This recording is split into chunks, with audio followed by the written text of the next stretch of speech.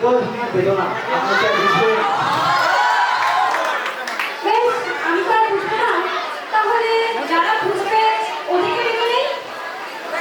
স্টেজে রেখে নিচ্ছি 12তম ব্যাচের সাইদ ভাই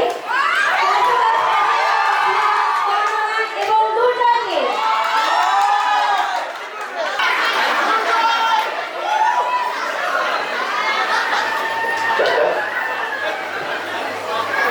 চাচা বাড়ি ঘরে তো সাজানো কেন?